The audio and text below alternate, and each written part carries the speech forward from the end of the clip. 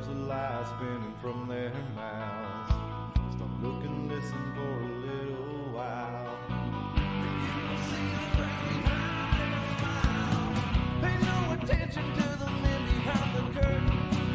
Just look away when you see the blood spurting down to a steady drip. I promise to leave you a little bit. I'll be back for another drink tomorrow.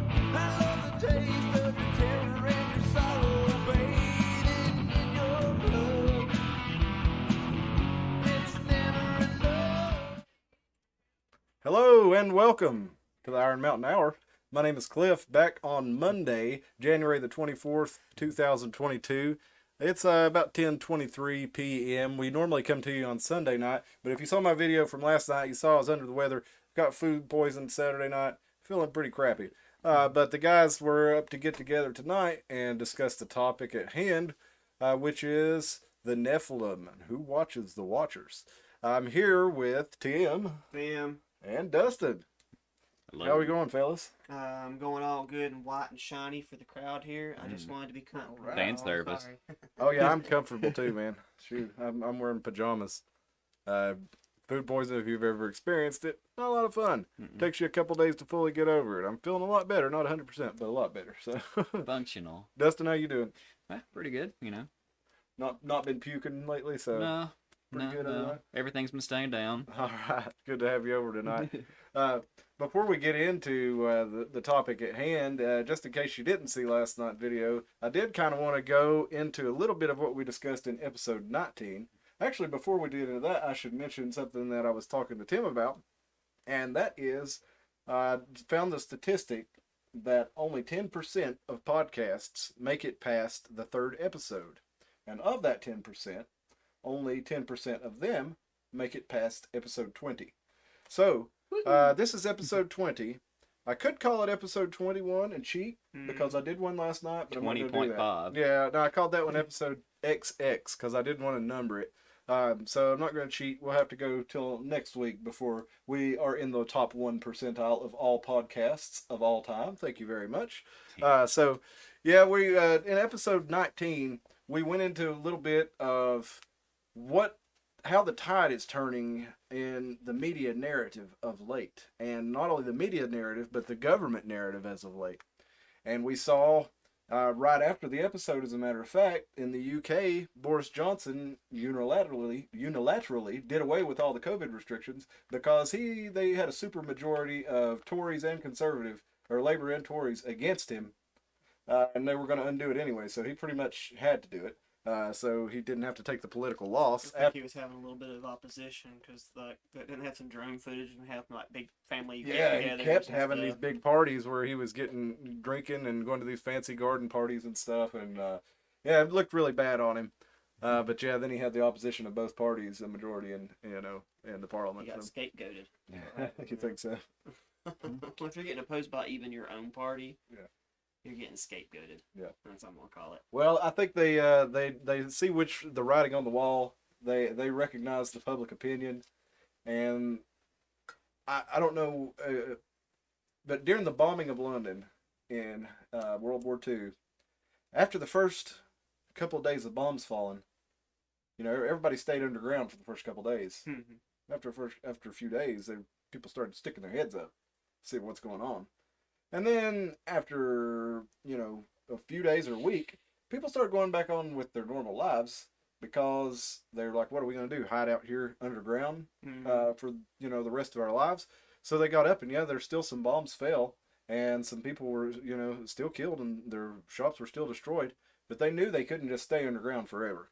So that spirit of the British people, we share common ancestry with them, a lot of us, and the people over there are ancestors of those, or descendants of those people. So they're not going to stay around forever anyway, underground. But not only that, you really saw, not worldwide, because you still got Australia and Canada, New Zealand, Austria, Germany. They're still pretty totalitarian in their response to the virus. But a lot of places in the United States, you started seeing back off too, including the federal government. We saw Joe Biden say there's no federal solution to the pandemic. We saw the CDC director. Well, they came out with a study that finally said, I've got this tweet here from Thomas Massey, representative from Kentucky. He says, 3 months ago, I called this CDC paper junk science because they cooked the data to falsely show the vaccine was 5 times more effective than the natural immunity. They were trying to shore up support for Biden's mandates. Now the CDC has published a paper showing the exact opposite. So It's he- kind of funny how they said that natural immunity didn't exist. yeah, For he a would have been, while. and he would have been thrown off of Twitter for saying that Mhm. when this study was out. But now it's like he can say that, and you can get away with it. And I think we could probably get away with talking about this on YouTube now, which we wouldn't necessarily be able to do before. But the I think this guy sums it up really well here. This is another set of tweets. This is from Vinny Prasad, MD. I think this is a good way to articulate what a lot of people are feeling. I'm done with COVID is short for continuing draconian restrictions at this moment is inflicting far more damage on vulnerable populations, especially kids, than benefit, and I will no longer participate in your inability to consider trade-offs. Vaccines have been widely available for anyone 5 and up. An unvaccinated teenager has risks lower than a vaccinated adult. Across the country, people are opening up and returning to normal life, while some liberal elite Zoom-based pockets refuse to. School closures are poison. They were never proportionate to the risk kids faced. And I'll tell you what, these kids have really suffered for last year, especially all that at-home learning. They didn't learn a whole lot. I have kids in the school system, and it was really bad for my youngest. It's just not the same as being in the classroom. But they were always in manifestation of adult anxiety. Same goes for kids masking, which has 0 randomized control trials, a stain on science. Moreover, the U.S. went beyond the WHO down to 2-year-old asymptomatic testing. Prolonged quarantines. These fuel anxiety and lead to societal disruption with negative externalities, and they will do anything to bend the pandemic spread is unproven and unlikely. Whether they do anything to bend the pandemic spread is unproven and unlikely. The virus is not going away, and we will all eventually be infected multiple times in our life. Even St. Anthony of Fauci said as much. But a powerful contingent of zero COVID devotees believe that it might. I worry that they are taking up deer hunting. We'll go on to the wearing an N95. That has to do with people finding COVID in deer. Wearing an N95 to avoid the virus after vaccination is futile. You will eventually stop wearing it, and then you will eventually get hit with a subsequent epidemic wave or catch the virus between waves. We can't boost our way out of this with an mRNA construct from a few years ago. Even new constructs will be unlikely to arrest the transmission permanently. So I could keep going on, but you guys get the gist of it. I think that pretty well sums up the way a lot of people are feeling about it. And this is not me saying that. This is Dr. Vinay Prasad, MD. Now he's verified on Twitter. That's his opinion. That's not my opinion, even though I do happen to concur with a lot of what he says there. So you're seeing him able to say that. A lot of doctors were kicked off Twitter for saying way less than that. People were kicked off of YouTube for way less than that. And you had a lot of people saying, "Oh, you guys are a bunch of kooks. You just do your own research sitting on the toilet on the internet." And it's like, no, actually, we're looking at renowned experts in their field who have been silenced by the news that you're watching and by the corporate press that you're reading. And Congress has tried to silence them. They've not been allowed to speak in public, at least in the halls of Congress, and say anything to the contrary of the standard narrative.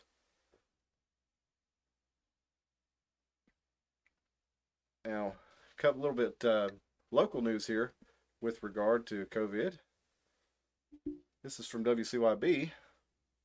Tri-Cities billboards claim COVID-19 vaccine reactions are underreported. Mhm. Again, this is WCYB. This is not me saying this, YouTube. Have you seen these billboards? No, I have seen the one as you're coming back from Johnson City that says, was it "Do What's Right and Save a Life"? Vax.com or Yeah, they're on Vax.gov. the I've seen that one. I have not seen the yeah, and it has the chick holding up the picture that says, what's it say? Vaccines.gov, and her shirt says "In loving memory of COVID-19," and it has I guess it's supposed to be her dad's picture on there. Which I feel badly for anybody that's lost anybody to COVID. I feel badly for anybody that's lost anybody important to them because of anything. But again, we do have to get back to normal life like those British do, or the virus will just starve us out. Eventually, our economy will grind to a halt if we keep staying terrified of this. Well, eventually, it won't matter if the shelves are empty because enough people will die off. There won't be a supply shortage at that point. So I think you're being a doomer, Cliff. Well, I think if those people do, then there'll be even less people to work on the supply lines. Have you ever thought maybe? Okay, I'm gonna go way out in left field here just for a second because we're gonna end up connecting. Okay. Sorry for the stuff nose, folks, but 'tis the season. I've already died twice, so don't worry. This isn't the Rona. This year, that is. God, what was I saying right before I apologized for the snuff nose? Well, we were talking about the supply shortages. Oh yeah. The supply shortage. Do you ever think that maybe that's the whole point? Yes. Is not to, because everybody's afraid of the world, the end of the world. And I'm a nutcase, so I can't watch the new DiCaprio movie on Netflix about the meteor coming. I do kind of want to watch that. It just reeks of, well, I'll come back to that. We should do a film episode, my idiotic beliefs about what I think about the film industry. Well, I probably agree with you on a lot of that. One of the reasons I'm so interested in watching Don't Look Up is because I've heard reviews from it from all sides of the political aisle. It does appeal to both sides. And they all think that it's from their perspective. That's exactly what anybody that watches that would not be, like, you'll get it. When you watch it, you'll be like, anybody that watches this that's just watching the I guess the talking heads and the mainstream media will look at that and go, this movie is so spot on. Yeah. But not all of it's so spot on. Like, you can see some of the, I don't know, I really feel like the men behind the curtain are playing both sides of the field right now, and they're pretty smart about how they do that. Do you ever think that since the end of the world isn't coming, I hate to burst everybody's bubble, it's not. Since the end of the world isn't coming, do you think they just want to grind on the brakes on everything, get as much, third world country people to die off as possible? Because like you said, like we've mentioned several times before, we're complaining about not being able to get our preferred chopped up version of whatever canned cat food we want. And meanwhile, Mbutu down in like Sierra Leone literally can't find bread this week, right? So it is a different dichotomy. Well, I mean, I do think that's a part of it, and I don't think it's really my opinion. It's these guys have said as much, including the World Economic Forum, and we saw over the last year, the last numbers that the UN reported were that 35 million extra people starved to death in 2021. So, and that was they estimated that due to, now we know how those estimations and statistics are. I don't know how reliable they are, but that is from the UN. So make of it what you will, but they said that 35 million extra people starved to death last year due to the lockdowns and due to the slowing of the supply chains. And yeah, we still get our stuff here in America. We've got money. We're high priority for the people when they have goods. If they've only got so much goods, and we've got a lot of money for them, and the guy say Mbutu down there in Sierra Leone, that's a real name. I'm not being racist. That's actually a name I saw. No, he doesn't have enough money to buy in bulk like the United States does, at least not to the degree we do. So he's not going to get that shipment. And I do think that's if not planned, I do think it's a side effect that these people like, because they want a fourth industrial revolution, which is the phasing of humans out of the workforce to be replaced by machines. And they also want to they want global equity, is what they call it. Basically, is they want to force people out of the third world into the cities, and they basically want to lower everybody's standard of living in the cities to where the folks in the third world will move right in, and you'll get, whatever your allotment is. The plan includes universal income, and who do you think is going to do that universal income? I don't think it's going to be the governments. I think it's going to be your Facebooks, your Googles, your Amazons. I think that's who it's going to be. Because these guys are, I don't want to say they're the power behind the thrones, but they are pulling a lot of the levers of power for probably the people who are really the power. You understand what I mean? But see, I still think that those people like your Zucks and your what's the guy with the Baphomet beard? What was his name there? Dorsey. Jack Dorsey. He's Mhm. out on Twitter now. Yeah, those guys are like I almost feel like they're the president. Like if anything's more and more Oh, evident, they are. Yeah, exactly. if anything's been more evident, I've always kind of made that joke. Always, ever since always and forever. No, been making that joke for a long time. The president is just a figurehead. Yeah. It really doesn't Mhm. matter because it's the people behind him that are doing it. He's just their face. It should be more evident right now because the one we got right now is not doing any decision making. He's showing I hope up, not. fumbling through interviews, and then going back to his corner. And I think it's the same way with these tech companies. I don't really think Zuckerberg was the one that did. I think he was a quirky, weird little lizard guy that they thought looked good on camera for some reason because he would appeal to actual programmers. Everyday programmer. And he yeah. knew that. He's not an idiot. He Yeah. went to Ivy League school for a reason. He knew he could be the showman. I really think a lot of it's theater. I really do think. Well, Mhm. I think you're right about that as far as them having the power, but I do think that those companies do wield a heck of a lot of power. Even, yeah. even if those figureheads don't, actually, aside from not having a military that we know of, I mean, who knows? Jeff Bezos may have some crazy robot army in the bottom What of if they Shaped do? like lanterns. Yeah, it could Like, be. what if the government, like, we have a capitalist government, but that doesn't mean, like, the money doesn't matter where it doesn't matter where the money comes from. If the money comes from the military and they tell Bezos, hey, go make this Amazon company, and I mean, we know that happens through like little shell companies. Why Well- couldn't it happen through big companies? Well, you know? I mean, it does. The military has investment firms. The CIA has investment firms. Mhm. In-Q-Tel is one that comes to mind. CIA is famous for creating all kinds of shell companies. They did it in venture capital. They did it in media. They did it in aeronautics. All kinds of, you name it. The CIA's created companies either Yeah. to launder money or to operate in that field. Mhm. So you take a look at something like Facebook. Facebook got In-Q-Tel seed money. A very funny thing about, you'll have to check the date on this because I don't remember, but you can look it up. But a funny thing about this, Facebook was created a day after DARPA, the Defense Advanced Research Project Agency, shut down a program that they had called LifeLog. You ever heard of LifeLog? No, it says like Life Lock, but I'll save that joke for another boomer moment. Dustin, you ever heard of LifeLog? I have not.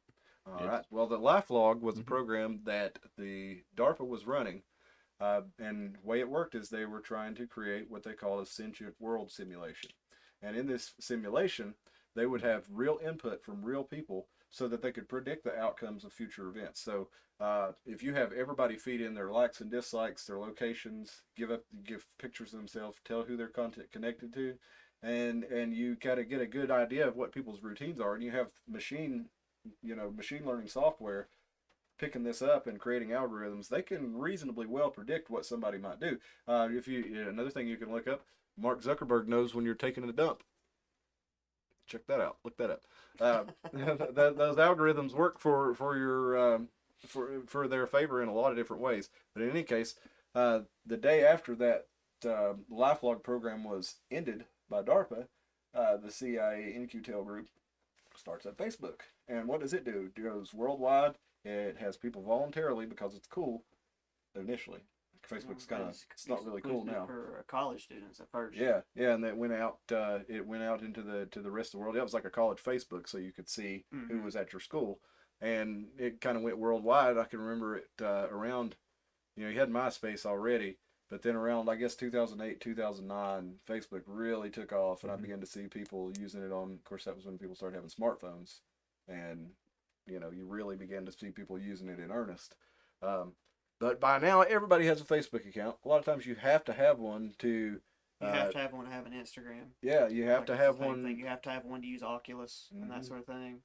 So really, what Facebook is, I feel like Facebook has pulled themselves out of the quagmire, and I will put a pin here and say, don't worry, folks, we're getting back to the Nephilim. We've got a game plan here. This is all linked together. Like, Facebook pulled themselves out of the muck because everybody's kind of like, oh, they're going to be done because Facebook's going to do exactly like MySpace, that did exactly like, I don't know what came before Zanga. it, Zanga, that did like GeoSites or whatever that was, GeoCities. GeoCities.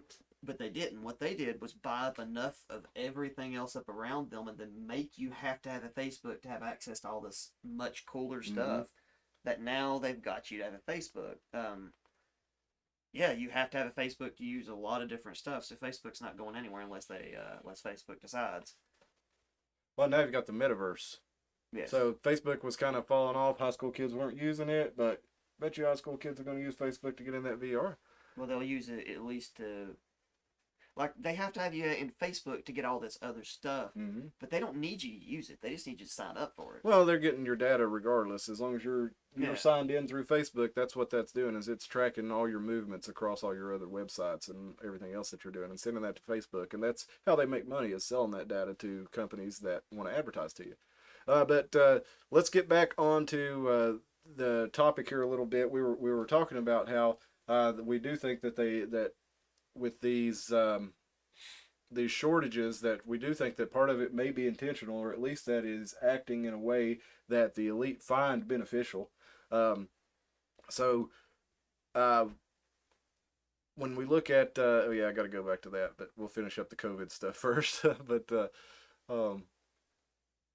locally here in the Tri-Cities, Ballad Health, according to their CEO, this is in WCYB, Ballad CEO, more than 750 employees out Wednesday after testing positive for COVID-19. Now that's in the whole Ballad Health region, I imagine. They don't specify, but they didn't say it at any particular institution. But they said this is causing an enormous strain on the hospitals and patients. The health system is continuing to perform elective surgeries and is going to do all it can to avoid, or I think it should say, I think they've got an error here. The system is continuing to perform probably necessary surgeries and is going to all it can to avoid elective surgeries.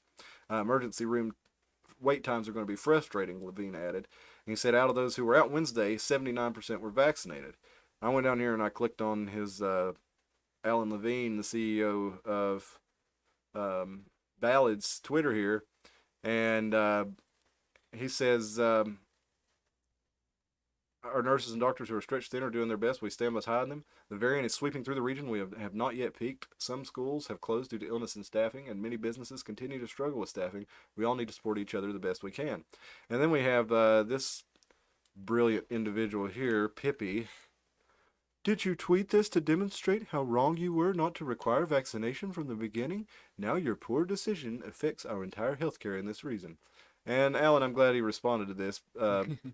Actually, I thought Alan responded to this, but this was Johnson City Freedom said, did you miss the part where he said nearly 80% of those out with COVID were vaccinated? Didn't stop transmission, infection, or missing work.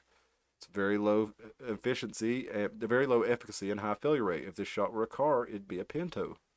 Now, they do go on to say that, none of these guys are hospitalized, and that's good. I'm glad to hear that.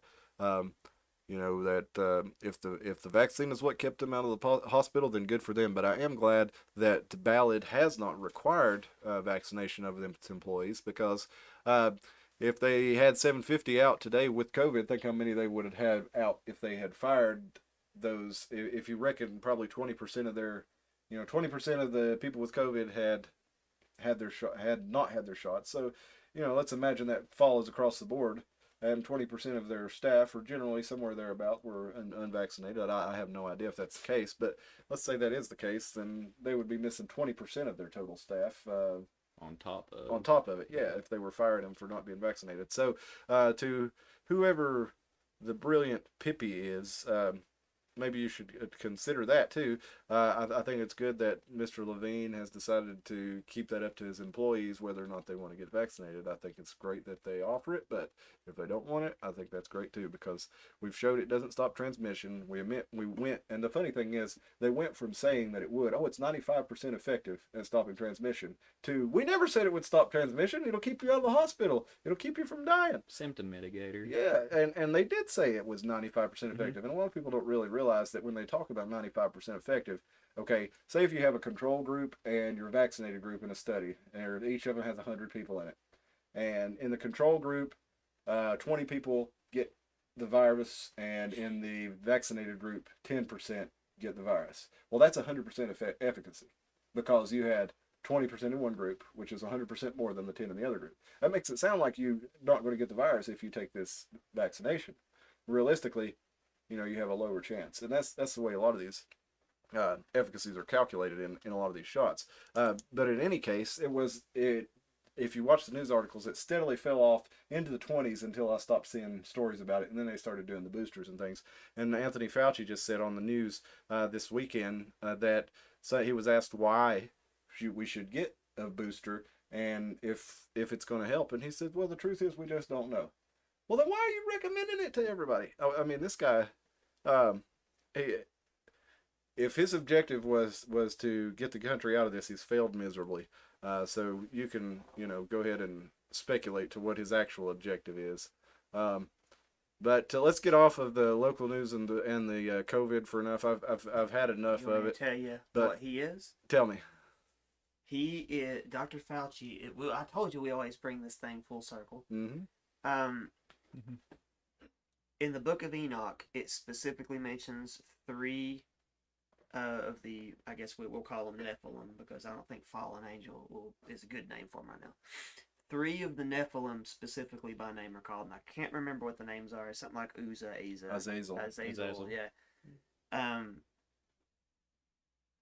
If you go to Enoch, it specifically goes and says what one gave what group of thing. Like one of them gave them weapons, and one of them gave them Azazel was the boss. He was the one who basically was the watcher of the watchers. And then the other one is something Yaza or something. He was the one that gave them swords, knives, fire. There's another one, Asa. Of course, if you start getting those mixed into the Sumerian, they become Enki and Enlil and all that. So I do think they're the same stories that got mixed in. In Enoch, when it starts talking about these different entities doing different things, oh god, I had it wrapped in there. Oh yeah. One of them is linked to a land called Yam, and I'm really struggling to remember which one it is. But he was represented by an ancient deity for like scapegoatism. Like they would try to send like a sacrificial goat out, in ancient Hebrew tradition, with all the sins of the people on this one goat, which they say that's prophecy of Jesus being fulfilled later on and being the human version of the scapegoat. But there was a specific one of those entities is related to Azazel did. Sorry. Which that? Go ahead. Azazel did teach him to make swords and fire. Sorry. Okay. See if you can look up which one is related to scapegoats. Okay. Oh, this See, is there's a goat right there. Azazel is a scapegoat. Yeah. So Azazel is the one where they think that they got the practice of sacrificing animals. And so Azazel is directly the one that is linked to blood sacrifice. Fauci, you say? Yes. I mean, Azazel. That's what. Yeah. So it's the idea that Dr. Fauci, in my opinion, is probably the scapegoat, because didn't he f up the AIDS epidemic? Yeah. Oh man. Yeah. It's almost like he was front loaded with a huge mess up. So when he messed up the next time, they could go, here, take this goofball and leave us alone. Because you can't sue Pfizer, you can't sue AstraZeneca. So if 10 million people die, you can't sue them. And if you give them Fauci, people will be satisfied with the blood of one scapegoat. Yeah, you give them Fauci and Bill Gates. That's all they'll want. They'll want that group of people, and then pandemic over, we'll all go back to living our normal lives. While they implement the other measures of the Fourth Industrial Revolution, the Clever Together, which is what we talked about in episode 19, how the grid is being set up for everything to be smart, everything to be interconnected, and have you be able to be shut off at the whim of whatever body controls your electricity, whatever controls your local government. And I got a thing from Elizabeth in the electric department today, an email asking me if I'd be interested in fiber through the electric department. Would you? I don't know. So I'd really have to learn a lot more about it. I mean, honestly, I got Xfinity. I got 250 megabits downstream, 25 up. I mean, the other one is Uzzah, Uzza. Yeah. Okay. I was thinking that let's finish this here before we get into that totally, because I do want to because we haven't even really explained to folks what even we're talking about with the Nephilim yet. So so I do want to get into that a little bit more before one thing. one last thing on the COVID here before we get out of it. This is Scott Adams. He's a middle of the road kind of guy. He's the creator of the Dilbert cartoon. And he's he's been really wishy-washy on the whole thing. He's never really, I don't want to say wishy-washy. He's just kind of, I guess he's not really wanted to make up his mind. He's had a really open mind for a long time, but it seems like now he's kind of, well, he's saying stuff like this: when scientists switch from doing science to managing public opinion, expect the public to try and figure out the science themselves so they know what WTF to do to stay alive. That's us now. And I think you've seen a lot of that because the experts' advice has not stopped this. Say what you will about people not participating, but according to their calculations, we should have been fine with the number of people that we had participating, especially if you look at somewhere like Israel, where they have the highest vaccination rate in the world. And they also now, as of yesterday, they have a 4th booster as part of their vaccine requirement. And now they have the highest per capita cases COVID in the world. And you're seeing Australia like doing the opposite. Yeah, just saying. Yeah, and you saw that video, and YouTube let this video go up, where it was like country after country. Here's their number of shots. Here's their cases. Like, follows it exactly after it. Now, could it be a coincidence? I don't know. There may be other stuff, but that kind of seems to be the obvious answer. It's kind of like, Tim, if I were to come over to your house and ask you to put your lovely dogs up so that I could use your bathroom, and you came upstairs and you started noticing a smell later, and you went into the bathroom to find I hadn't flushed the toilet. That's happened. You would probably assume that was the source of the odor, and want to flush that before searching for a further odor. Well, no, what I would do is I would walk around the house trying to find all the Dotson balls, all the Dotson bombs laying everywhere that they like to hide, and then I would find the human poop. Okay, maybe that was a bad example, but I thought it was fun. And then I'd be like, "Is this mine? Did I do this?" Oh God, Cliff must think I'm disgusting. I left poop in the toilet. But the fact that he also didn't flush it is another can of worms. Let's see. Well, anyway, let's get off of COVID. I'm sick of talking about it. I know everybody is, but I just wanted to show y'all that kind of the tide continues to turn, and I think they're not going to give up on this stuff. They're going to pivot to something else, and I think if this other wave comes like they're talking about, they're going to clamp down that much harder. So I would still be vigilant out there, and don't count it as a victory yet. But things are turning in the right direction in a lot of places, a lot of ways. When we get to our last couple stories locally here, we've got well, we'll skip Governor Youngkin there. He just created a task force for COVID, and I've been talking about that. Dang it, where's that story I was looking at? Was it the one about pet owners No, it's skipping about the this landfill. kibble for their whatever that is? That's about the landfill. Oh, in Bristol, the stinky pit. Yeah, what did I do with Maybe that? get Here a we go. Sarlacc pit meme for that. Yeah, that'd be good. 220 air purifiers distributed to Bristol residents affected by the landfill owner. Did the city give it to them? That's what I was going to look. Wow, that's a Band-Aid, The isn't it? Bristol, Tennessee program is responsible for helping distribute more than 200 free air purifiers to residents affected by the landfill. Residents affected by the landfill. People who can't stand the smell. They started Thanksgiving 2021, and you have to apply. And it's aimed at helping low to moderate income residents following the numerous odor and air quality concerns. So if you need an air purifier, That's not going to work. It's just, it really isn't going to work. I know I a don't lot see of. how it's going to. I know we got Moose and a couple of people from Bristol that probably listen, but I don't think anybody else that's from Carter County really understands. I was painting a house over there, still am. I just haven't been able to do it because Christmas and the flu and whatnot. But I don't even know what the landfill is. This one is over close to the Slater Center, and it smells like natural gas. That's the only way I could describe it. It's almost like an Eastman sort of smell, and I think that's really sad that Bristol doesn't have an Eastman, and yet they're still having to put up with a similar smell that Eastman, albeit on a smaller level. It's not. I don't think air purifiers are going to do anything for it. I have a HEPA filter air purifier, and it will suck dust out of the air, but if you got an odor emanating from somewhere far away, Smart poles with giant canisters of Febreze in them. Just they can detect when the particulates get too severe. there you go. And just spritz us with a little Febreze. What to do to Febreze people for 10 years. Well, let's do our last couple local stories. This is a Tennessee story. Governor Bill Lee, he's proclaimed today, this week, School Choice Week.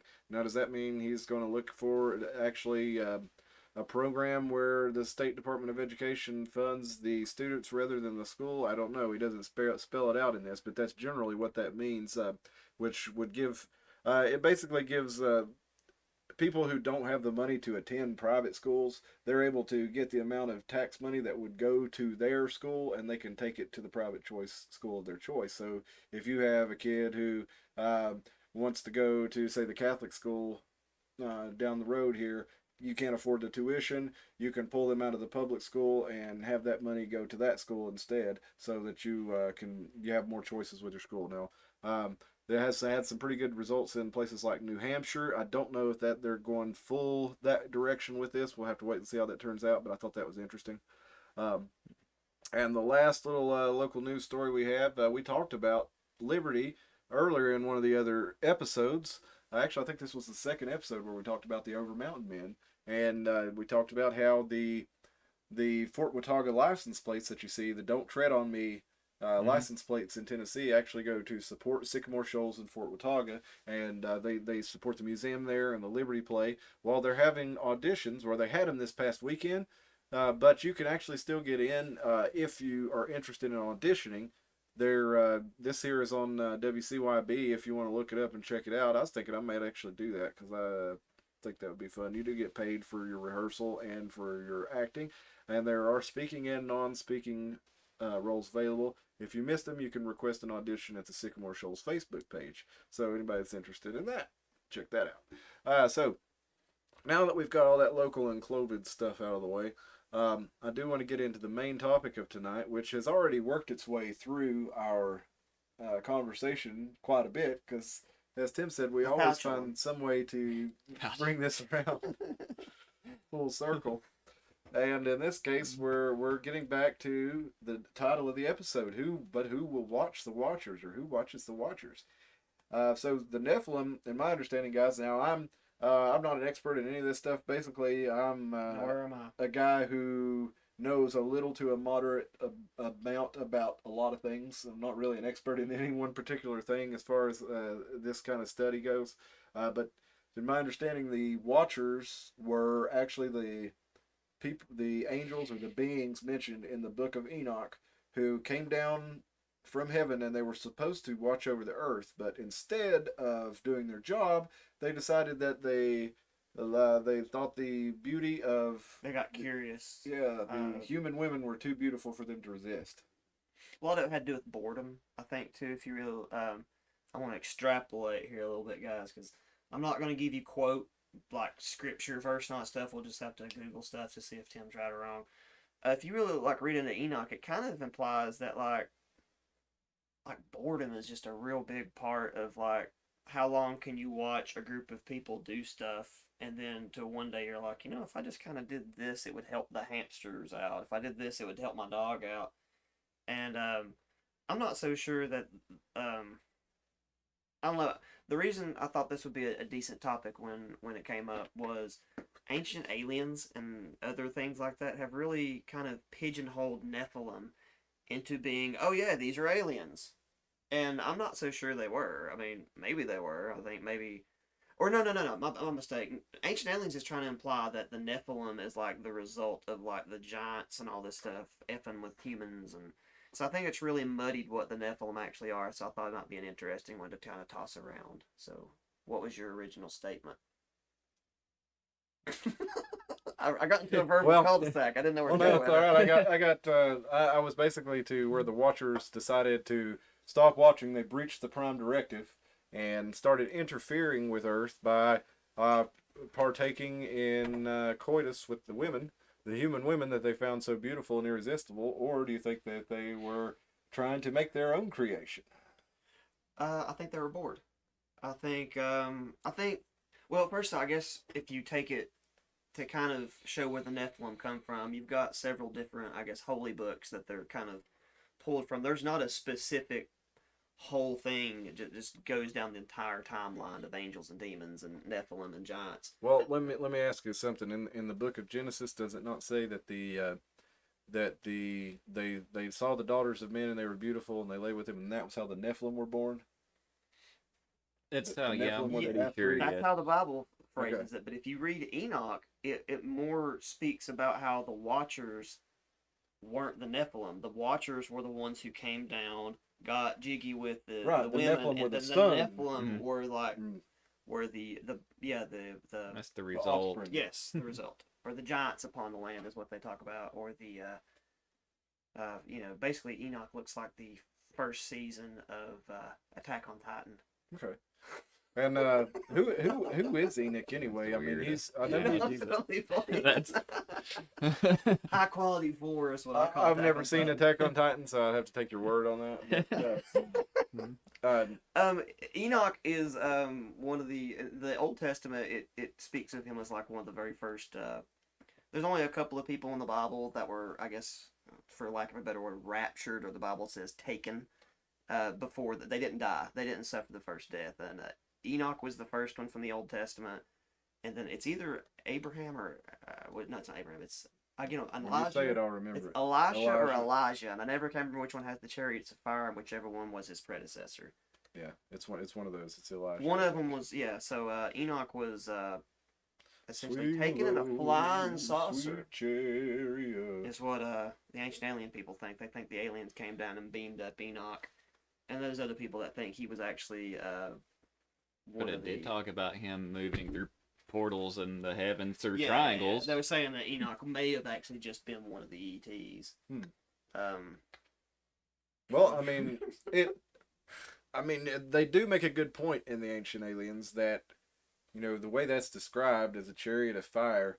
I mean, they would have described it in reference to things with which they were familiar. A lot of stuff in Ezekiel that these chariots and things that God talked to him, and it sounds more like it could be like some sort of craft if you look at it. Describes They it as a- using what they knew. a wheel within a wheel. Wheels within wheels, and it had lots of animal faces on it. And if you think about something like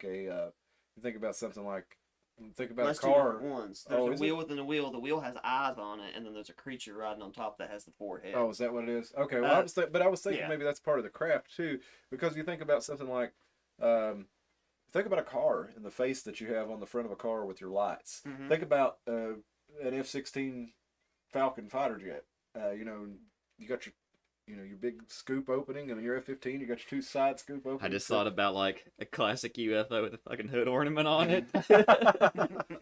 like a Cadillac ornament on it to show that they're balling. Okay. It'd be a Tesla. Tesla might be real. Oh man, but yeah, so back to where did Enoch? Where was he first mentioned? I think he was mentioned It was in Genesis. Genesis. Mhm. Yeah. Wasn't he a descendant of? Was he a descendant of Noah or an ancestor of Noah? He's before Noah. Ancestor. He was before the flood and He was everything. Before, he was before the flood and everything. He was before they. Oh, that's right. Before they decided to kill everybody. Because he's the reason the flood happened, right? Or no, he's the reason the flood happened. he was the Nephilim are the reason the flood. Yeah, happened. well, that's all at the beginning, and then Enoch was just good until I guess the course of. I guess a good topic I'd like to bring up, since we're going to take everything out in real far left field, is there's the idea of the gap theory.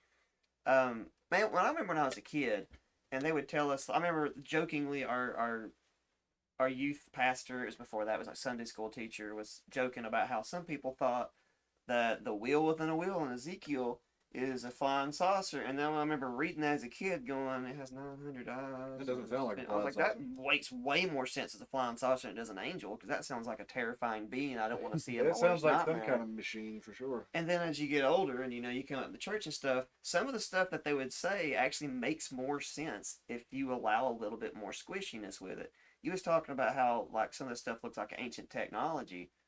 The Hindu Vedas don't really steer away from the idea that that might actually be the case. No. Like they don't. There's all kinds of flying crafts and stuff. Yeah, in those. and there are stories of flying cities at war with one another, and Yeah. so that would make you think of Star Trek type cruiser, Star Wars Yeah. type Star Destroyer, giant cruiser class ships blasting Yeah. the shit out of each other. Well, I remember when I was a kid in church, they brought up the idea of something called the gap theory to specifically ridicule it. And the gap theory, it essentially, if I can paraphrase it down, it takes Genesis 1 and 2 and sticks like 1,000,000 years in between them. And essentially, the idea of it is God created the heavens and the earth. Everything that we've already done all the way up to this point has already happened, and we've already destroyed this once. And then I think the most likely scenario would be Mars. We'll just say that. We came all the way from Mars to here, and now us and the devil are about to do it all over again because that's what we do. Now, this is the gap theory, or The gap theory is that everything that you're like Satan. Let's put it in biblical terms. The gap theory is that Satan has already destroyed the first planet, and so when this is all happening again, despite the flood and all that stuff, the reason God flooded it was so it wouldn't happen again, because it was like a last ditch effort. Like, well, I don't want to see all this happen again, so let's flood it, see if we can get rid of everything. It didn't work, and that's where the idea of a Messiah comes in. That's the only other way to do it. Would be to blow the God whistle and be like, Yeah. Yeah, that kind of seemed, I don't know. But if you look at the idea of Nephilim with the gap theory, that there was a cataclysm, you don't have to use aliens. Imagine if there was us, and we're super advanced, we all have Dr. Fauci heads, and we all, big buff Arnold Schwarzenegger bodies, and we've all got Klaus Schwab's voice. Let's imagine the world's going to end, practice. and we shoot ourselves up in the sky, and we just wait for everything to reset itself, and then then we come back down a little bit later, kind of like they do at the end. Spoiler alert on the meteor thing. No, they go to a different planet altogether. Trigun, Vash the Stampede would be my best example of what I think a Nephilim would probably be. It's not even like a bad thing. It's just something that's so vastly, or a Watcher would be the best way. Something that's so vastly superior to humans that giving them a knife doesn't seem like it would be a bad thing, because we have a pocket knife and we go, we can cut this and that and that, and then you give it to a chimpanzee and it starts stabbing the other chimps to death with it. So then you got to give the other chimps a sword. Yeah, so let's imagine that. It's kind of like that's what I feel like the Watchers kind of did. They were like, oh shit, we gave them a knife and now It's the like, world's about to end, and so all three of them have been playing this game to try to keep us from fucking each other up too bad. Well, that's the reason there is the Prime Directive, so that we don't, in Star Wars, or Star Trek, so you don't end up in a situation like that. That's funny. I confused them. Well, but when it gets the Prime Directive big time, oh they boy, gave they ever. music and fire and nuclear weapons and Tesla automobiles and the internet. And it's funny how no matter what mythology you look at, no matter what story around the world, there's kind of always these stories of, I think most of them are metaphorical, but of some messenger, some angel, some representative of the gods bringing us this information, this enlightenment, this fire, the symbolic. Prometheus, Yeah. fire, All those little Bill. bags of life you find on different avatars. Like, I really think a lot of the, kind of like how, for example, if we can use modern times, like we're calling Betty White, America's First Lady, no, TV's First Lady or something like that. And so what we've done is we've taken Betty White, we've taken all of her roles, taken everything, and we've kind of like stuck her. It's like she's almost like a McDonald's logo now. Only she doesn't represent greasy hamburgers and good times. She represents like a great, accomplished female that lived almost to 100. And I think that's what we do with our, I'll use finger quotes, gods. We keep bringing up electricity. So that was off camera when we were sitting there talking about Elon Musk being the god of Mars and Apollo at the same time. Yeah, and I wish you had. Let's. I want you to get into that. But before we do that, I wanted to ask Dustin, when you were here with Jonathan and we were talking about the Anunnaki, this subject came up a little bit. What, in your opinion, if any, is the relation between the Anunnaki and or could you tell us a little bit about the Anunnaki again? And is there any relation to them and the Nephilim, do you think? I couldn't say yes or no on it. I guess I haven't put that much into the research on it. Do you think it's just the same word, two different meanings? Or do you think the Anunnaki were the Watchers? Yeah, sorry, that's... I say it's plausible. even though kind of the Anunnaki, they were more of like a master race. They didn't really watch. They kind of, if you look at it, they kind of used us as humanity to help themselves out. They weren't really watching. The Enlil version of the myth. Okay. Yeah, they're more of a ruler instead of a watcher. So I wonder if they watch the Watchers. No, see that? See, I want to add another. We're going to take this into a Nephilim. Woo! Here, what if you had the Anunnaki as the superior people, and then you had the Watchers who watched them that said, they're being pretty mean to these people. Let's even the playing field. A la Prometheus. Yeah. I don't know. Hey, deliver fire to these poor people and deliver our loins into the waiting loins of their females. So that's always a good excuse as any, I guess, if you're trying to get down and dirty with some Earth women. That you're trying to save them from. Go Shatner on them. Yeah. Yeah, like, have you seen? No, that's too far out in that field. It's the idea of like Star Trek is actually the most plausible future if you really think about it. Like they're literally shooting people out in space because they're bored. It's like that's what we're gonna do. Like Yeah. Like that's what they're doing. It's like space, the final frontier, and it's like, well, what's going back on with Earth? We did it all. Everything that could be done on Earth has been did, and now we're so bored we're gonna suicidally launch ourselves out in space and battle things. And that's exactly what humans would do. That's exactly what we would do. I don't know if we have the balls to do that anymore, man. Okay, I'll flip it on you and say it's more likely we would be Starship Troopers. If we give people something to kill in outer space, we will psychotically launch ourselves out there to go prove we have nuts. Yeah, I'd say you're probably right about that. If we say there's a threat ensuing, yeah, people would do it.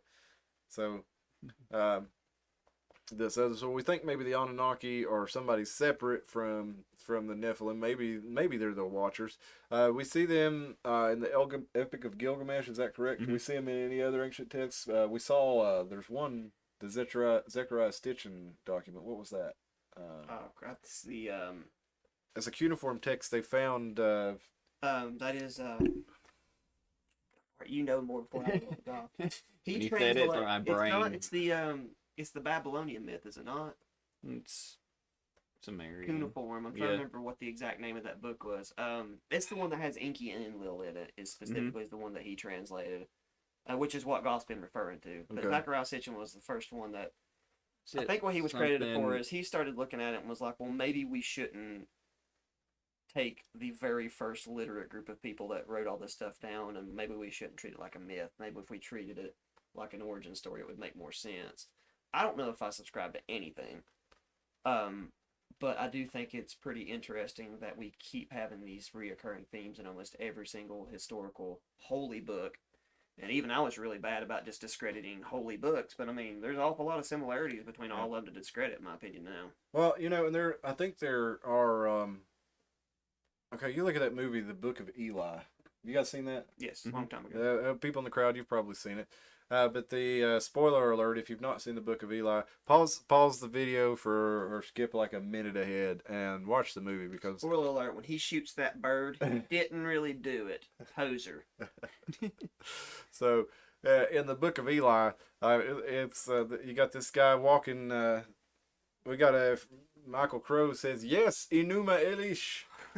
I don't know what that means, but... That was the book. Oh, Enuma Elish. Thank you, Michael Crow. Yeah, that's what I was thinking something, but I couldn't get the word out. That. I recognize that phrase, but I would have never said that. All right, well, see, it's nice to have some participation here. We can really move these conversations along. If anybody else would like to jump in whenever we get something wrong or miss something, thank you so much, Michael. The Enuma Elish. So, yeah, that's right. That's what Jonathan was saying the whole time we were talking about. I remember his voice even saying it. Yeah, I do too. Says it so much gentler than I do.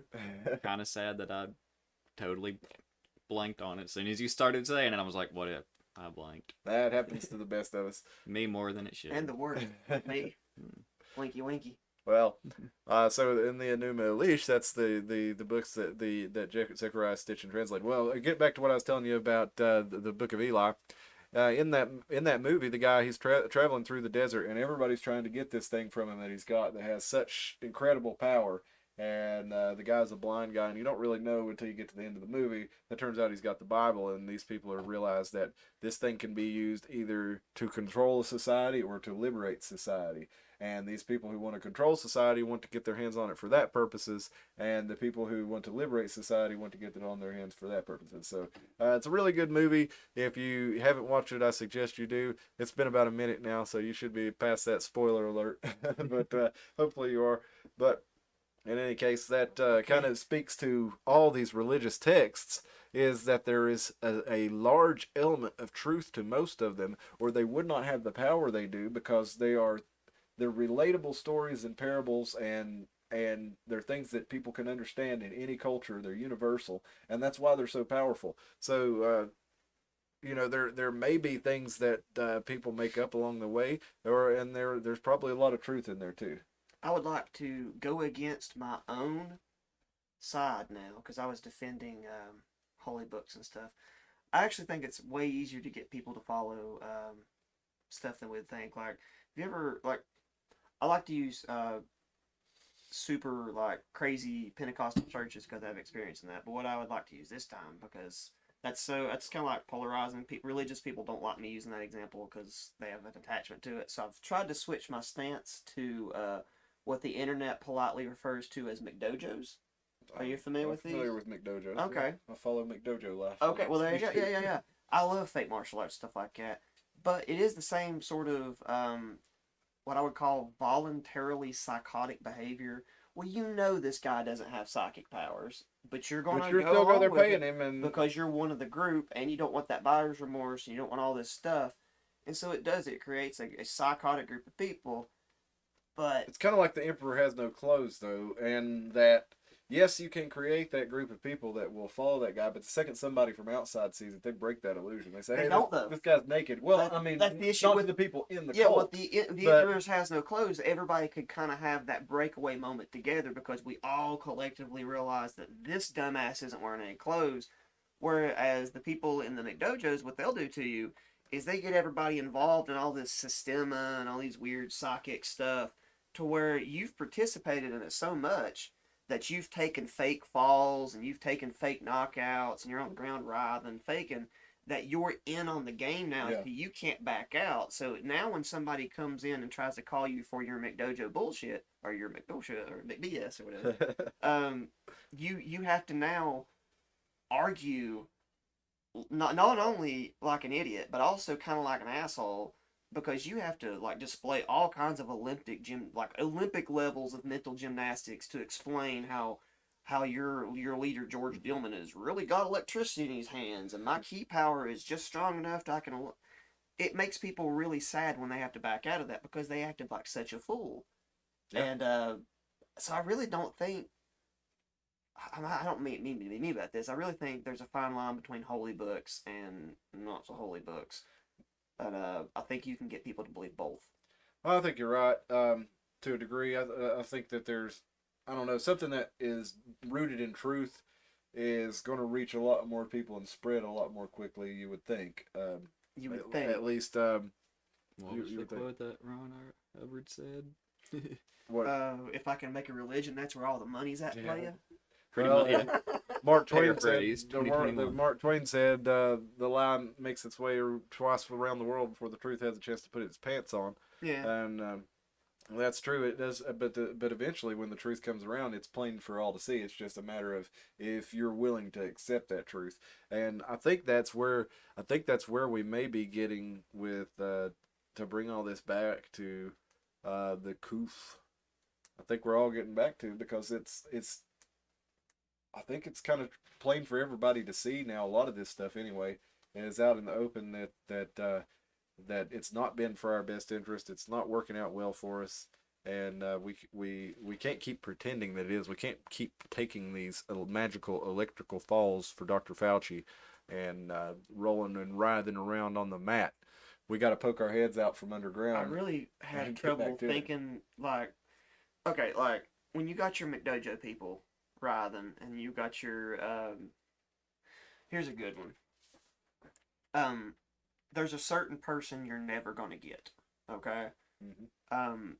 And I'm wondering how many of those people because like I'm not even coming back to vaccines, but if that's where it's at, like it really applies there too. Like because about so many people are jibbed at this point. How many people will have buyer's remorse, and how many of them are just going, "Well, I ain't doing that again."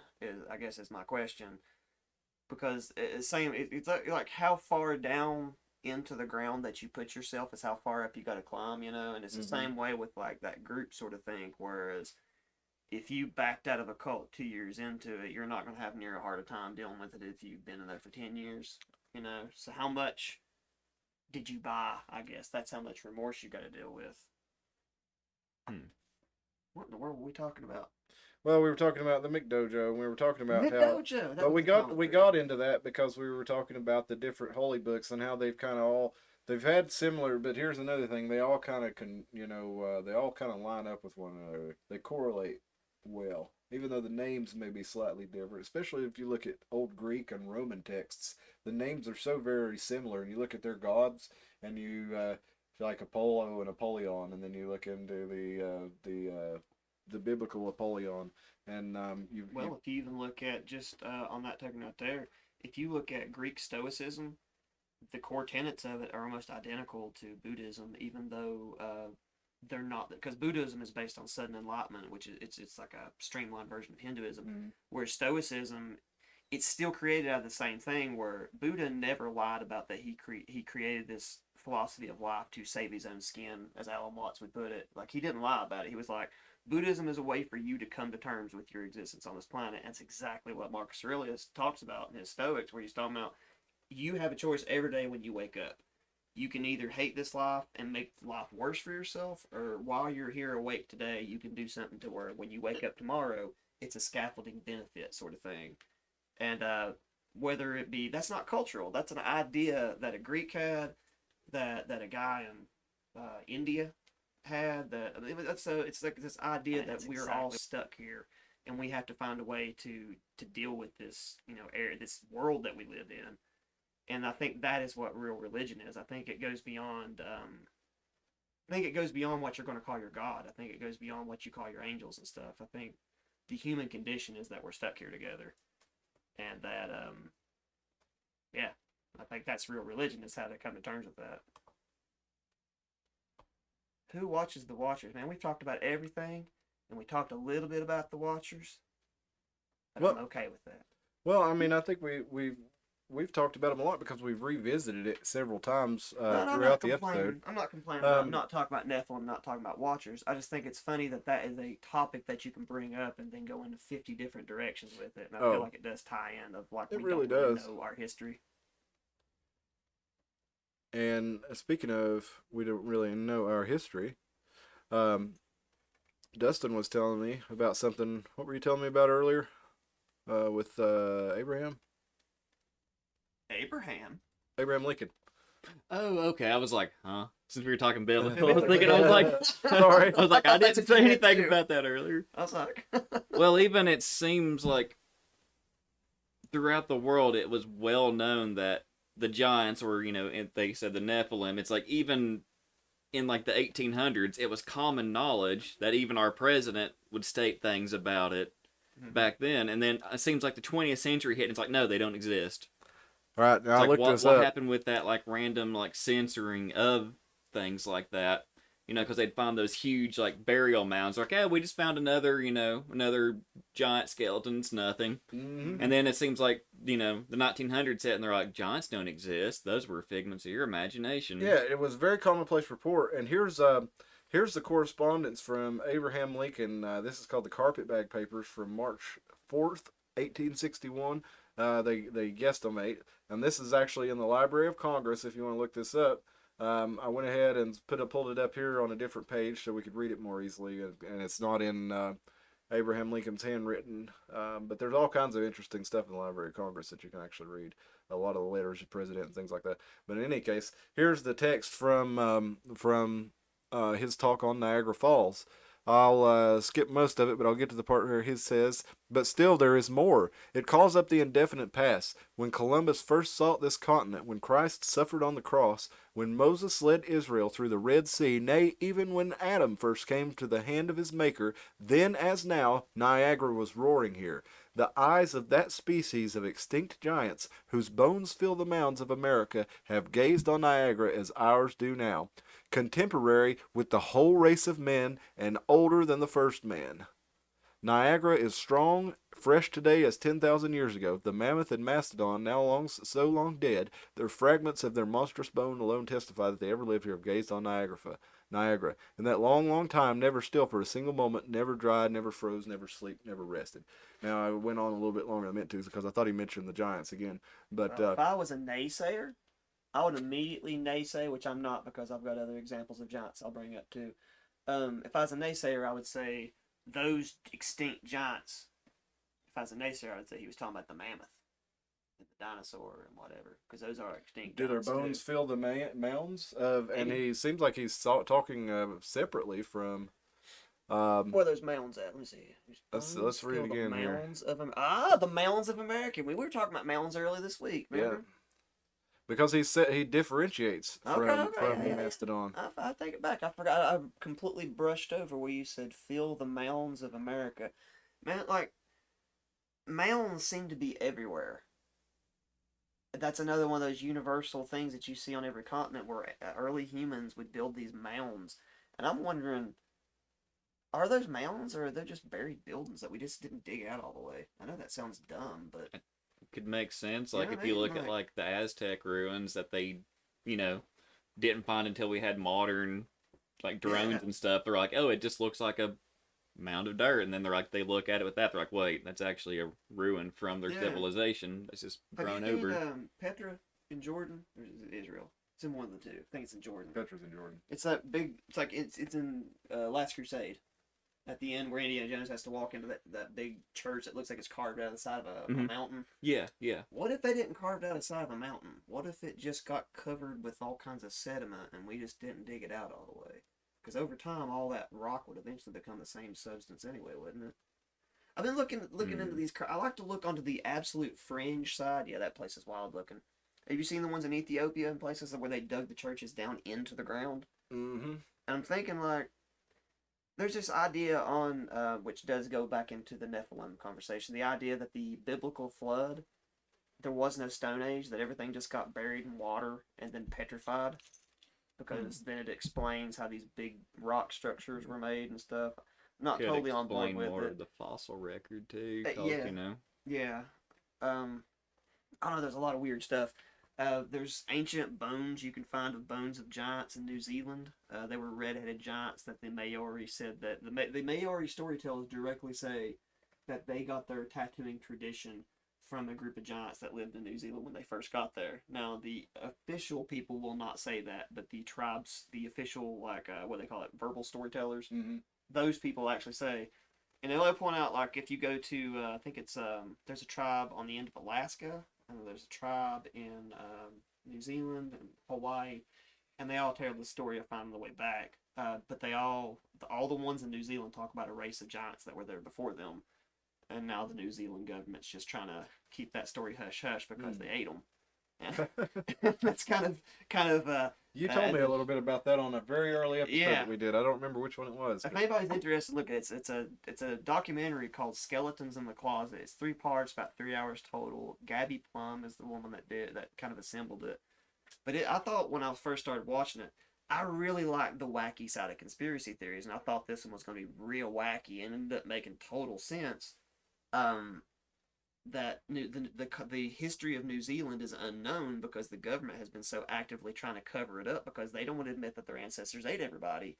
And they're starting to think that the red-headed giants with these tribal tattoos that they keep finding the bones up at the bottom of the cliffs, they found these mounds where it looked like people that were about 4'8" would live. And those would be fairies, I guess. But there's evidence of all these different other kinds of people that would live there before the Maori got there. And they just kind of ate them all. And now they're trying to make them all into fantasy creatures like Sprite and giants and elves and hobbits and stuff. And I could see why I wouldn't want to admit that I ate the neighborhood, you know? Well, that's it's like we said, it was worldwide. The worldwide phenomenon, the stories of the giants, the people who claim they'd found giants. And I'm wondering if the Scythians aren't the Nephilim now, because if we're saying that the angels, the Watchers or whatever, came down, got some prime human boning action going on, shot out some giants, and there's red-headed giants known as the Scythians. We don't really cover them too much in history because whatever reason, but they're up there in like Russia and places. And I think that was the first red-headed people. Well, There were also things. It might be the similar thing in the like Midwest, like the Native Americans. They had giants that were like they would eat people. The giant of what's his face? Junicola. Junicola, yeah. No, he's over in North Carolina though. But that was a giant myth. Yeah, there were giants, and they were like they would cannibalize. They would eat people, and they were really feared. And I'm pretty sure they were red. I could be wrong. I could be combining stuff together, but I think they said they were like red-headed and stuff. Yeah, there were stories of a Native American tribe in the Southwest. I don't think that it was the Navajo, but I think it was another tribe, which Tim got into the Navajo and what their. But that's a whole other story. But anyway, this tribe they had a story that they had been cannibalized by these giant red-headed giants, and that they smoked them, they suffocated them in a cave by burning fires at the base opening of the cave until they killed them by suffocating them on the smoke. About 2008, 9, probably after I had been, I had been into conspiracies and stuff for a little while, but I was still kind of discerning, learning to discern a realistic, a fact-based conspiracy theory versus one that's just kind of out there. I really love the out ones, if I'm being the honest people. Oh, I love them too, but I like to follow all of them, but I don't like to put my energy and invest time in studying a whole lot if it just seems like it's completely made up. I think but anyway, there was this story, and I'm not saying this is completely made up because I have no way to know, but there was a guy named Steve Quayle. He was making the rounds on the conspiracy shows, and he had a story of a couple of GIs. I think one was he called just the pilot, and he had him with his voice scrambled, and he described going to Afghanistan. He landed at an air base, picked up they loaded a red-headed giant. He just said it was a tarp basically, and they saw a giant foot sticking out, and he saw that his head was sticking out, and he had red hair and red beard. But then there was also another story of somebody in Afghanistan, a GI around the same time, who said that they were in there, they were fighting giants in Afghanistan. I know what you're talking about. Yeah, I have no idea. Whatever became of that story, if it was ever, totally debunked, if it was ever, it's hard. How do you really debunk something like that? But, that story kind of disappeared. But it was interesting at the time because whoever these guys were, they were definitely, if they were just wanting attention, they didn't give their names, they didn't show their faces, they didn't have any opportunity to capitalize on it. And not only that, Steve Quayle pretty much became ostracized from the conspiracy world after it. He went on Alex Jones talking about it, and kind of like Alex Jones is kind of your door to mainstream conspiracy world, and he went on there and talked about it, and even Alex Jones people didn't really take him seriously, so he never really gained traction, I don't think, like a lot of people do when they're coming up through the conspiracy world. Well, he didn't do it correctly. Well, I remember it. It was an intriguing tale. I heard him on Coast to Coast too. Mm-hmm. Okay. And it was, like I said, it was well fighting giants in Afghanistan. It was entertaining and very well told, if nothing else, like much of Coast to Coast AM. What if it's a hollow earth theory and they found a cave of giants? Afghanistan actually does trace back to ancient, what is it, almost near the Ottoman Empire, or what is it, anyway, Afghanistan is very ancient, was actually, like the Islamic Empire, the ancient Islamic Empire actually has more credit for, ancient astrology, the first 800 years than anybody, then all of a sudden it changes into a different language. I think that's what I heard. Blame Neil deGrasse Tyson if I got that wrong. I'm just saying, once upon a time, Afghanistan was not a primitive place back in the past. You know what Neil deGrasse Tyson says? Bones are just hard meat. I've never heard that. That's what it is. Okay. Bones are just hard meat. Have you not seen the meme?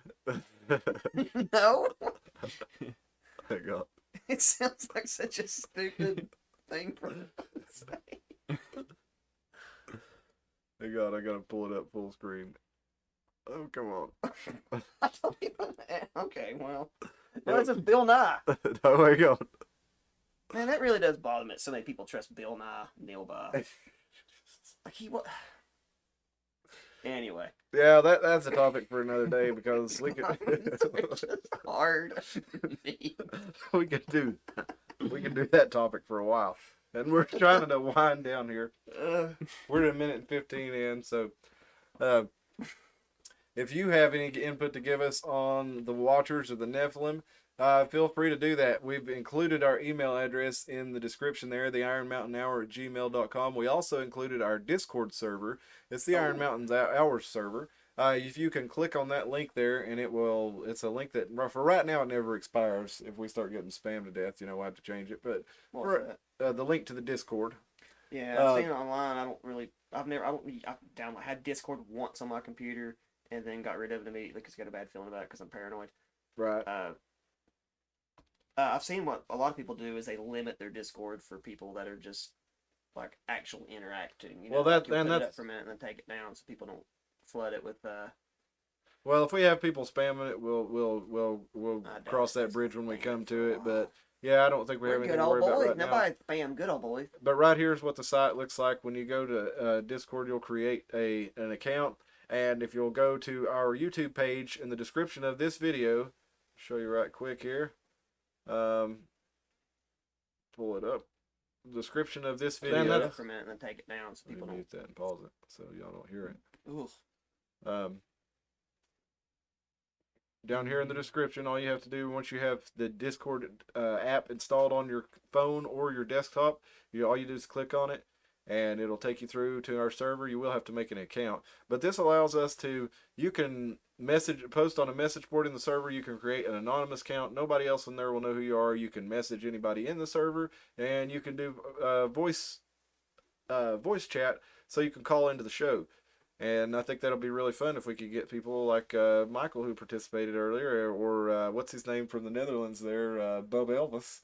If we could get old Bub Elvis. Holding on to old Bub. Who took away our like and subscribe because we didn't interact with him enough. I'm sorry about that, Bub Elvis. I didn't see your chats. But yeah, we got this set up here to where you can jump in on it, and you can go down here to the meeting room. This is our voice chat.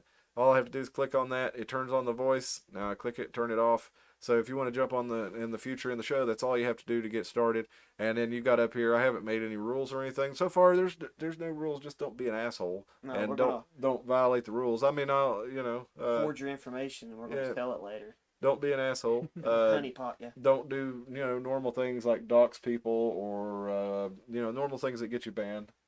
Dox people, threatening people, stuff like that. It'll get you kicked off our Discord. If you're gonna threaten people, just make it funny. Yeah, we're gonna do anything at least. If we take it seriously, we'll kick you off. If not, then we might just laugh. That was entertaining. But yeah, so I hope you come and check that out. You don't remember this, did you? I'm sorry, I got one story to tell while you're explaining this. You know who comedian Owen Benjamin is?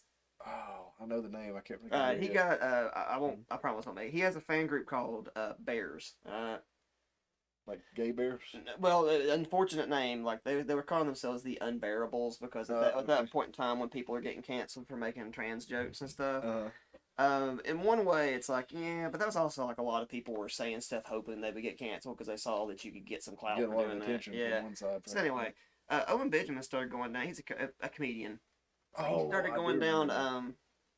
He started going down like all the rabbit holes at once, like the way you would see like someone first time finding conspiracies, and he decided to eat them all at once, and lost a lot of credit with people because he went down the flat Earth bubble for a while and that sort of stuff. Anyway, backing it up, Owen Benjamin used to get trolled a whole lot until he finally the internet will only troll you if you're fake. Okay, that really is the truth. Like you can be a lunatic, you can be a dumbass, you can be a lot of things as long as they don't think you're harmful or you're lying or you have bad intentions. The internet will allow you to exist in a mildly trolled environment. What the internet won't let you do is be a liar or a huckster or anything. They'll come after you. And the internet has since kind of left Owen Benjamin alone because it's like, oh no, he literally is just a loony guy who's leave him alone. But at one point in time, people were trolling him pretty hard, and some of his fans sent him the anonymous bag of dicks, right? Or some of his trolls. It's a plastic bag, you can see it there. It's a bunch of gummy bears that look like penises with balls, you know, Mhm. eat a bag of dicks. You get it? Ha ha. And what a person is supposed to do is go, ha ha, that's pretty funny, and go away, and just throw the bag of dicks away, whatever. I'd probably go ahead and eat the bag of dicks. You're like, it's gummies. Gummies are pretty damn good. What he As long tried as to they're not do- the Haribo kind that make you shit yourself. What he tried to Those do are is, the Delices or whatever. what he the tried to do sugar-free ones. instead- Sugar-free, yeah.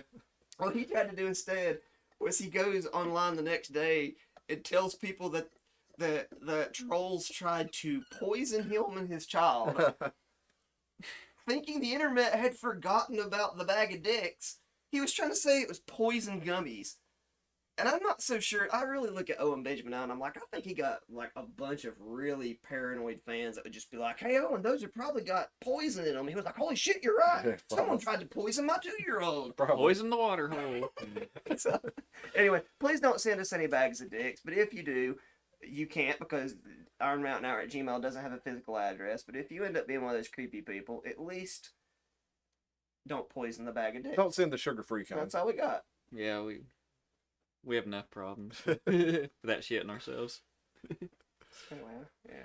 Well, I think that about wraps it up tonight. Hey, if we've watched the whole video, we really appreciate you sticking with us to the end. We've kind of gone a little all over the place. But as Tim said earlier, we do always manage to bring it back around and bring it home. And I hope it's as satisfying for you as it is for us, because we really enjoy doing it. And that's why we are doing it. We're not making any money. We're not hoping to win any hearts and minds. We're just trying to have a good conversation with... I'm not even trying to win us out of the conversation. No, I'm just saying, yeah, we're trying to have a good dick. conversation. But And we're now, in less than a week, in the top 1%. that's right. We got one more episode to do, and we will be in the top 1 percentile of podcasts ever. So I hope you'll join us again next week. I hope you will like this video, subscribe, share it, hit that little notification bell, because when we go live, that's your only way to know that we're going live right then. So we'd really like to have you tune in and participate with the conversation. I have one. Cliff's been contemplating the idea of having a midweek show. And if you have a bearing, like for example, we would have not have said Enuma Elish just by having a Jonathan here a couple of months ago to tell us that word. And And a Gawk should blanking have out. remembered it, but to be honest with you, I probably got a copy of it at home. If you have a preference for what time during the week you think would be what day or whatever, chime in, email or whatever, because he wants to have crowd interaction, and that's the only way for us to have crowd interaction if we're on at a time that you're on. And we're thinking a Wednesday or Thursday show. I noticed most of our views on our new videos come in from the first 3 days, and then they just kind of, trickle in for the rest of the week. Meanwhile, episode 3 of the Feral People of Appalachia keeps chugging along. It gets about 50 views every 2 days, just organically, because it's got in popping there for up. some reason. It's popped up in some big YouTubers' recommended feeds. So some people are jumping in for about 10 minutes. I had somebody jump in and comment, watch the whole thing the other day, and commented that they really liked it. And I sent them to episode 18. And so people are watching some of the older ones too. But the main thing is I want people to catch these things live and participate in them. So, hit us up on that Discord. Hit us up at the ironmountainhour@gmail.com. Let us know when you'd like to watch, when you would be able to participate. Yeah, that's about all we got for tonight, guys. I really appreciate you joining us. Dustin, Tim, anything else to say before we get out of here? I promise to never be prepared, if you'll promise. Back to you, Cliff. I could do that. No, I have nothing more to add. I'm just glad people show up to listen to our bullshit. Dustin, any last words? No, I'm Any good. final words before you walk the plank? Probably after I fall off the plank, is when I'll think of them. Yeah, exactly. That'd be me too. Yeah. Oh man, I should have said. I still want to do a predictive programming and all kinds of film thing. I keep putting Yeah, that one off. we hinted at that, but we only talked about a few films, and there's so many more we could get at. So Well, I want to do I that. want to do Westworld. I want to do Orange is the New Black. I want to look into I know this sounds goofy, but no. I will not make my case now. I will make my case at a later time, because if I present you something now, it'll go off the rails because I'll forget to say it next time. But I have a framing case for it. I don't claim that I believe this. I just claim that I can make other people believe this. Oh. Well, I can't wait for you to make a believer out of me, Tim. This is Cliff from the Iron Mountain Hour, and we're going to sign off for tonight. We really appreciate you joining us. Come back next week, Sunday at 10 p.m. Thanks, y'all. Have a good day. Have a good night. Have a good work week.